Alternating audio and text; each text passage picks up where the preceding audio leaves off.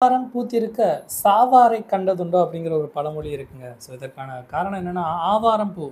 இன்றைய காலகட்டங்கள்ல கிராமப்புறங்கள்ல போனீங்க அப்படின்னா, ஒரு எல்லோ கலர் மஞ்சள் நிறங்கள்ல பல பூக்கள் வந்து பரவி இருக்கும். ஸோ அததான் ஆவாரம் பூ அப்படின்னு சொல்றோம்.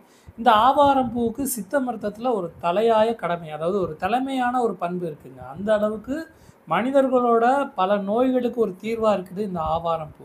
ஸோ இந்த ஆவாரம் பூவோட நன்மைகள் என்னென்ன? அத எந்த முறையில நம்ம எடுத்துக்கணும் அப்படிங்கிறத தான் இந்த காணொளியில பார்க்க ஆவாரம் பூவோட நன்மைகள் பல இருக்குங்க. ஸோ அதில முதல் நன்மை என்ன அப்படின்னா, சர்க்கரை நோய். நான் எல்லா காணொளியிலயும் சொல்லிட்டே இருக்கேன். இந்த சர்க்கரை நோய் அப்படிங்கிறது உலக அளவுல வந்து ஆசியா கண்ட்ரில தான் அதிகமா இருக்கு. ஏசியாவிலே அதிக அளவு எங்க இருக்குன்னு பார்த்தீங்கன்னா, இந்தியால தான். இந்தியாவிலே அதிக அளவு எங்க இருக்குன்னு பார்த்தீங்கன்னா, தமிழகத்தில தான் அதிகமா இருக்கு. ஸோ நம் முன்னோர்கள் இந்த உலகத்துக்கு பல விஷயங்கள அறிவியலா இருக்கட்டும், ஆன்மீகமா இருக்கட்டும், மருத்துவமா இருக்கட்டும், பல விஷயங்கள முன்னோர்கள் தமிழர்கள் தான் வந்து சொல்லிக் குடுத்துட்டு போயிருக்காங்க. அப்படிப்பட்ட நம்ம நாட்ல இந்த சர்க்கரை நோய் முதலிடத்தில் இருக்க காரணம் என்னன்னா, அவங்க சொல்லிக் குடுத்த பல விஷயங்கள நம்ம மறந்தது தான்.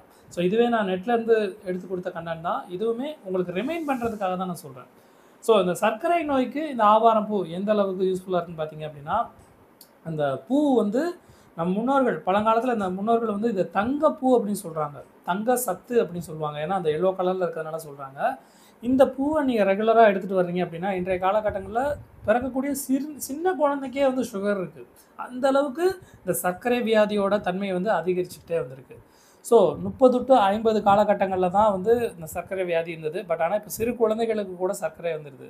ஸோ அப்படி இந்த சர்க்கரை வியாதி உள்ளவர்கள் தினமும் இந்த ஆவாரம் பூவ வந்து அந்த பூவ மட்டும் எடுத்துக்கோங்க. அந்த பூவோட இதழ்கள எடுத்து தண்ணீல வேக வச்சு அந்த தண்ணிய வந்து குடிச்சுட்டு வந்துட்டீங்கனாலே போதும். எவ்வளவு சர்க்கரை இருந்தாலும் சரி, உங்களுக்கு 2 முதல் 3 வாரங்களுக்குள்ளேயே வந்து அந்த ஆவாரம் பூ வந்து அதோட வேலைய காமிச்சுரும். அந்த மருத்துவ குணம் என்னங்கிறது எசென்ஷியலா வந்து உங்களுக்கு எல்லாத்துக்குமே காமிச்சிரும். அந்த அளவுக்கு சக்தி வாய்ந்தது இந்த ஆவாரம் பூவோட அந்த இதழ்கள். இதழ்கள் மட்டும் கிடையாது, அந்த செடியும் சரி, இலைகளும் சரி, வேர் எல்லா பார்ட்டுமே வந்து ரொம்ப ரொம்ப சக்தி வாய்ந்த ஒரு மூலிகையா தான் இந்த ஆவாரம் பூ பார்க்கப்படுகிறது. நம்மளோட தோலுக்கும் சரி, அண்ட் தென் இருதயம், கொழுப்பு எல்லா பிரச்சனைகளுக்கும் இந்த ஆவாரம் பூவானது மிகப்பெரிய ஒரு மூலிகையாக கணிக்கப்படுகின்றது. சர்க்கரை நோயாளிகளோட பக்க நோய் அப்படின்னு சொல்லக்கூடியது அந்த காலோட பாதத்துல எரிச்சல் இருக்கும், மதமதப்பு தன்மை இருக்கும், அதிக அளவு அந்த தாகம் இருக்கும், மூட்டு வலி, எலும்பு பிரச்சனைகள், பல இது சொல்லிக்கிட்டே போலாம். சரியா தூங்கவும் முடியாது அவங்களால. ஏன்னா, அந்த ஒரு புண்ணு வந்துருச்சு அப்படின்னா, அந்த புண்ணு ஆறுறதுக்கு வந்து பல காலகட்டங்கள் ஆகும். ஸோ அப்படி இருக்கிறவங்களும் சரி, இந்த ஆவாரம் பூ எடுத்துட்டிங்கன்னா, அதோட ரிசல்ட் வந்து உங்களுக்கு சீக்கிரமாவே தெரியும். ஏன்னா, இந்த பாத எரிச்சல மிக விரைவாக சரி பண்ணக்கூடியது இந்த ஆவாரம் பூவின் அந்த இதழ்களோட தன்மையானது. இன்றைய காலகட்டங்கள்ல ஆண்களும் சரி, பெண்களும் சரி, நம்ம வந்து கருப்பு நிறம் தான் வந்து பெஸ்ட்டு அப்படின்னு நம்ம நினச்சிட்டு இருப்போம். ஆனா, இந்த கருப்பு நிறத்துலேருந்து வெள்ளையா மாறணும் அப்படிங்கிறதுக்காக பல ஃபேர்னஸ் கிரீம் வந்து வாங்கி அப்ளை பண்ணிட்டு இருக்காங்க. ஸோ அதில என்னென்ன கலந்துட்டு இருக்காங்க அப்படின்னு எனக்கு தெரியாது. நான் எந்த ஒரு கிரீமுக்கும் வந்து இதுவா பேசல. பட் ஆனா நம்ம முன்னோர்கள் பயன்படுத்தின ஒரு விஷயத்த நான் உங்களுக்கு ஞாபகப்படுத்துறேன். ஸோ இந்த ஆவாரம் பூ இருக்கும் பார்த்தீங்களா, அத வந்து பொடியாக்கி, பாசிப்பயிறு அதில வந்து கலந்து மிக்ஸ் பண்ணி, அதில கொஞ்சம் பன்னீர் கலந்து தேய்ச்சு உங்க சருமத்தில அப்ளை பண்ணிட்டீங்க அப்படின்னா, எந்த ஒரு தேகமா இருக்கட்டும், உங்களுக்கு தோல் நமைச்சல் அதாவது தோல் சார்ந்த வியாதிகளா இருந்தாலும் சரி, உங்களோட தோல் வந்து பொலிவு பெறுவதற்கு அதாவது தங்க நிறத்தில ஷைனிங்கா இருக்குமா இந்த ஆவாரம் பூவோட அந்த பொடிய வந்து நம்ம தோல்ல அப்ளை பண்ணலாம். அந்த அளவுக்கு இந்த பூவுக்கு வந்து மிக ஒரு வீரியமான சக்தி உண்டு அப்படிங்கிற மாரி சொல்லியிருக்கிறார். கூந்தல். நம்மளோட முடி ஒரு மனிதனுக்கு இந்த கூந்தல் தான் வந்து அழகுக்கு அழகு சேர்க்கக்கூடிய ஒரு பொருளா வந்து பார்க்கப்படுகிறது. ஸோ அப்படி இன்றைய காலகட்டங்கள்ல நம்ம வெளியில போயிட்டு வர்றதுனால, மண் துகள்களா இருக்கட்டும், தூசியா இருக்கட்டும், நம்மளோட முடிக்குள்ள போய் ஃபார்ம் ஆகி இந்த பொடுகு ஃபார்ம் ஆயிருதுங்க. ஸோ அப்படி அந்த பொடுகு ஃபார்ம் ஆயிருச்சு அப்படின்னா, நம்ம வந்து அத ஈஸியா எடுத்துடலாம் இந்த ஆவாரம் பூ மூலமாக. ஸோ ஆவாரம் பூ பொடி, அண்ட் தென் வெந்தய பொடி, கற்றாழை ஜெல் இத 3யுமே வந்து மிக்ஸ் பண்ணி, அப்ளை பண்ணி ஒரு ஒரு 1/2 அன் ஹவர் இருந்துக்கோங்க. அந்த நல்லா அலசி எடுத்துட்டீங்க அப்படின்னா, அந்த பொடுக வந்து சுத்தமா எடுக்கும் தன்மை உடையது இந்த ஆவாரம் பூ. அது மட்டும் இல்லாம இன்றைய காலகட்டங்கள்ல இளநரை பிரச்சனைகளும் வந்து பல பேருக்கு இருக்கு. ஸோ அப்படி இருக்கிறவங்க இந்த ஆவாரம் பூவோட சேர்த்து கரிசலாங்கண்ணி அந்த இதையும் சேர்த்து பவுடராக்கி வச்சு அப்ளை பண்ணி நீங்க குளிச்சிட்டீங்க அப்படின்னா, அந்த இளநரை பிரச்சனையும் வந்து தீர்த்து விடும் தன்மையுடையது இந்த ஆவாரம் பூவின் அந்த பொடியானது. ஒபிசிட்டி அதாவது உடல் பருமன். இன்றைய காலகட்டங்கள்ல எல்லாருக்குமே இந்த ஒபிசிட்டி அப்படிங்கிற விஷயம் இருக்குங்க. ஸோ நம்ம வீட்ல வளர்க்கக்கூடிய நாய்க்குமே ஒபிசிட்டி இருக்கு. ஸோ இந்த ஆவாரம் பூ எடுத்துக்கிட்டீங்க அப்படின்னா, நம்ம உடம்புல உள்ள கெட்ட கொழுப்புகளோட அளவ குறைச்சு, என்ன சொல்கிறது, நம்ம உடம்ப வந்து கரெக்டான ஃபார்மேட்டுக்கு கொண்டு வந்துடும். ஸோ இதை குடிச்சிட்டு நான் வீட்டில் வந்து தேவையில்லாத சாப்பிட்டுட்டே இருந்தாலும் உங்களுக்கு வந்து உடல் கொழுப்பு வந்து குறையாது. நம்ம கரெக்டான அளவு எடுத்துட்டோம், கரெக்டானதை சாப்பிட்றணும். நான் வந்து மருந்தும் எடுத்துக்கிருவேன், அட் அ டயத்தில் வந்து விஷத்தை எடுத்துக்கிருவீங்க அப்படின்னா அது வந்து கண்டிப்பாக வந்து கேட்காது. ஸோ ஒரு பொருள் எடுத்துக்கிறீங்க அப்படின்னா அதுக்கு சமமாக வந்து நல்ல பொருட்களை வந்து சாப்பிடுங்க. சாப்பிட்டீங்க அப்படின்னா உங்களோட ஒபிசிட்டி வந்து குறையும். ஸோ இந்த ஒபிசிட்டி குறைஞ்சது அப்படின்னா உங்களுக்கு இதய நோய்கள் சம்மந்தமான பிரச்சனைகள் இருக்காது.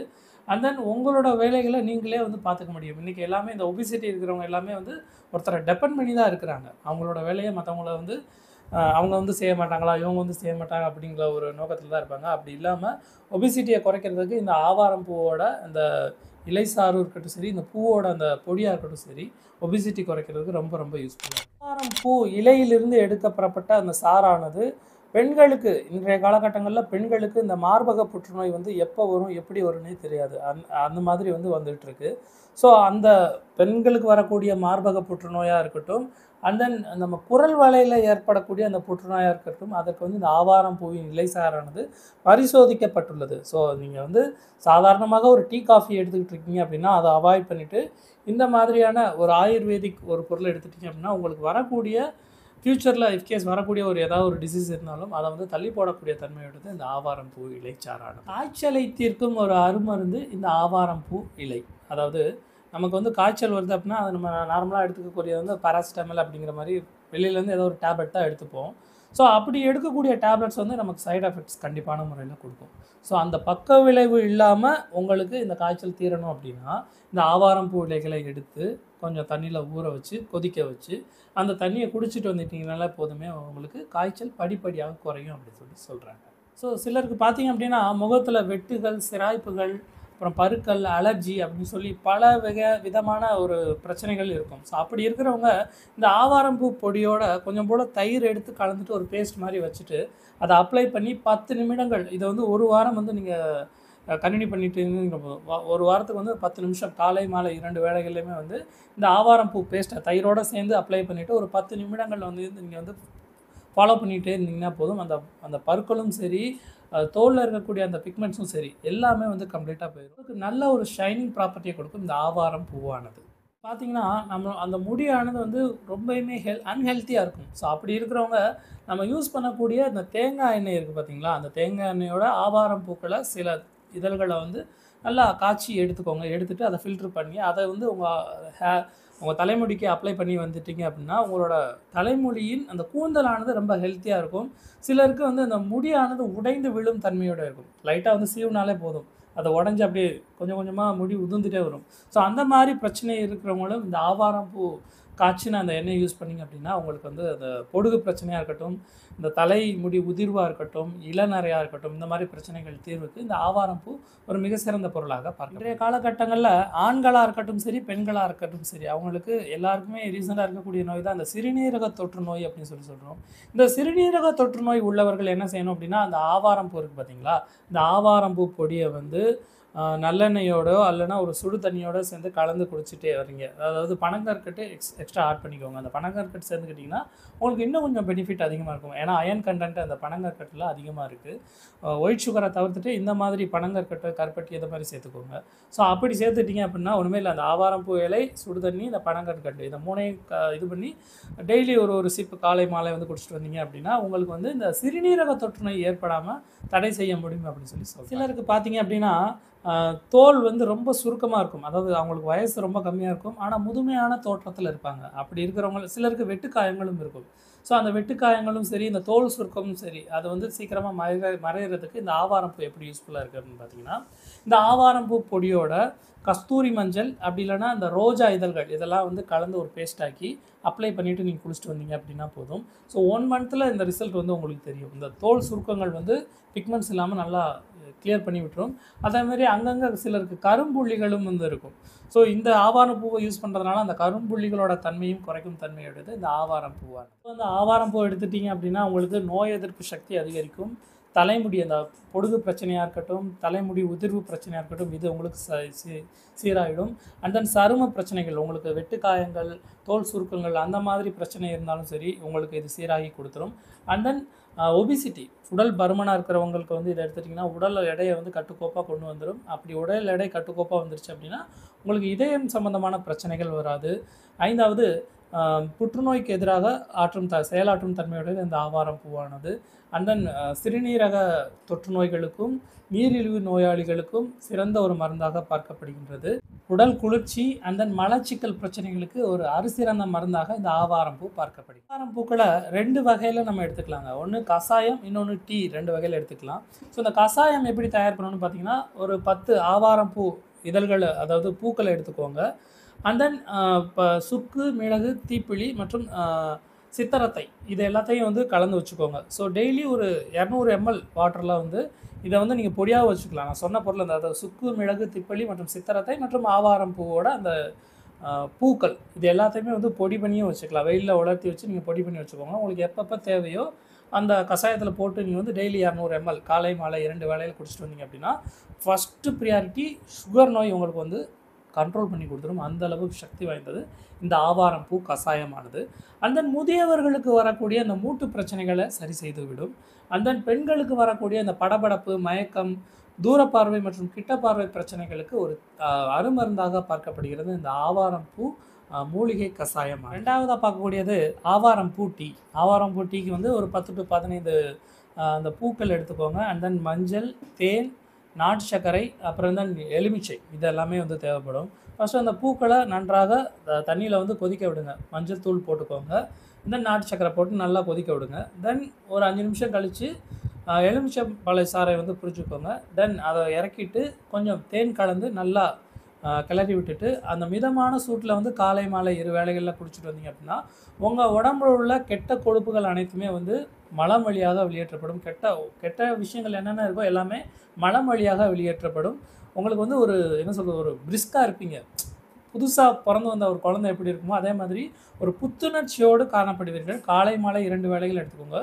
ஸோ 300 மில்லி தண்ணி எடுத்துகிட்டு அதை வந்து 150 ml குறையிற அளவுக்கு, 1 டம்ளர் எடுத்திங்கன்னா அந்த அரை டம்ளராக வர அளவுக்கு, 2 எடுத்திங்கன்னா 1 டம்ளர் வர அளவுக்கு நல்லா சுண்டை வச்சு இதை குடிச்சிட்டு வந்தீங்கனாலே போதும். உங்களுக்கு வந்து எக்ஸ்பீரியன்ஸ் ரிசல்ட் நீங்கள் குடிச்சு பார்த்தீங்கனாலே உங்களுக்கு தெரியும். ஆவாரம் பூவோட நன்மைகள் என்னென்ன அப்படிங்கிறத பார்த்தாச்சுங்க. ஸோ இதை நீங்கள் மட்டும் தெரிஞ்சுக்கிறாம நிச்சயமான முறையில் இதை வந்து நீங்கள் தெரிஞ்சுக்கிட்டும் சரி உங்கள் குழந்தைகளுக்கு சொல்லிக் கொடுங்க. அதுக்காக தான் இந்த காணொலியை நான் வந்து பதிவிடுறேன். அந்த ஆவாரம் பூ இப்போ இருக்க காலகட்டங்களில் ரோட்டோரங்களில் நிறையா பார்க்க முடியுது கிராமத்து சைடு. ஸோ நீங்கள் சிட்டியில் இருந்தாலும் சரி கிராமத்துக்கு போனீங்கன்னா அந்த பூக்களை வந்து நான் எங்களோட கிராமங்களில் பார்க்குறேன். எல்லாருமே வந்து ஏன்னா இப்போ வந்து எல்லாத்துக்குமே தெரிஞ்சிருச்சு. முன்னாடி வந்து இந்த மூலிகை என்னென்ன அப்படிங்கிறது தெரில. இப்போ சாதாரணமாக கிராமங்களில் எல்லாத்துக்குமே தெரிஞ்சிருச்சு இதோட பவர் என்ன அப்படிங்கிறது தெரியுது. ஸோ நீங்கள் சிட்டியில் இருந்தீங்கன்னா உங்கள் கிராமங்களுக்கு போனீங்க அப்படின்னா அந்த பூக்களை எடுத்து வச்சுக்கோங்க. உங்களுக்கு எப்பப்போ தேவையோ அதை டீ போட்டு சாப்பிடுங்க. உடம்பு வந்து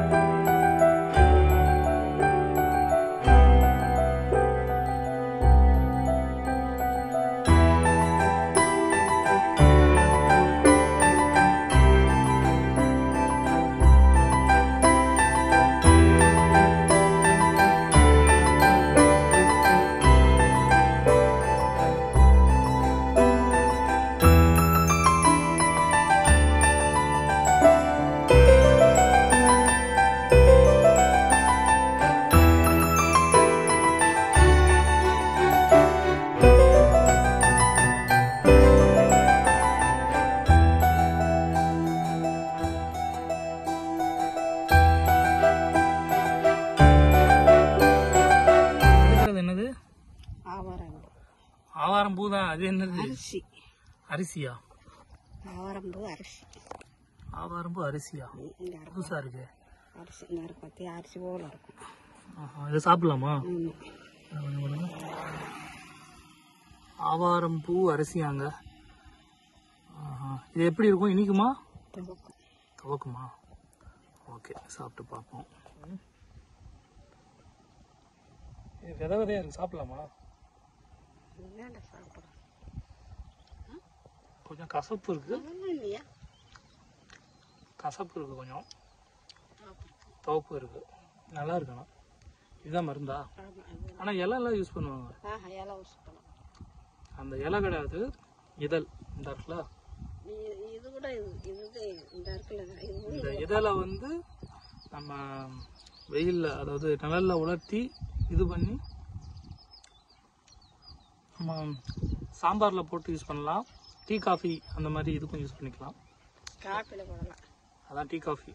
ஸோ இது கிடைச்சது அப்படின்னா சாப்பிடுவேன், நல்லாயிருக்கும் மேலே. தேங்க்யூ. இப்போ புடுங்கணுமா அந்த பூ, இதை எப்படி யூஸ் பண்ணுறது? முட்டுக்கானும் வேக வைக்கணும். அளவு கைப்பிடி அளவா? ஒரு பொடி சப்பொடி. சரி, ஒரு பொடி அளவு எடுத்துக்கோங்க. எடுத்து வேக வச்சு அரைக்கப்பட்ட தண்ணியில் கால் கிளாஸ் வத்தம் வைக்கணும். சரி, அதை எடுத்து கொடுத்துக்கணும். எதுக்கு யூஸ் ஆகும்? வயிற்று கடுப்புக்கு, சுகருக்கு, புசத்துக்கு, எல்லாத்துக்குமே யூஸ் ஆகும். ஸோ நம்ம எடுத்துருக்க அந்த பூவை வந்து எதில் தனியாக எடுத்துட்டு ஒரு டம்ளர் தண்ணி போட்டு அந்த ஒரு கைப்பிடி அளவு போட்டுக்கோங்க. போட்டுட்டு அதை அப்படியே ட்ரை ஆகிற மாதிரி ஹாஃப் டம்ளர் எடுத்துகிட்டு அதை அப்படியே குடிச்சுக்கோங்க. பொதுவாக சின்ன குழந்தைகளுக்கு வரக்கூடிய அந்த வயிற்று கடுப்பு அப்படின்னு சொல்லக்கூடிய அந்த நோய்க்கு யூஸ் பண்ணுறாங்க. மெயினாக சுகருக்கு இது ரொம்ப ரொம்ப ஒரு அருமருந்து, மறந்துடாதீங்க. நன்றி.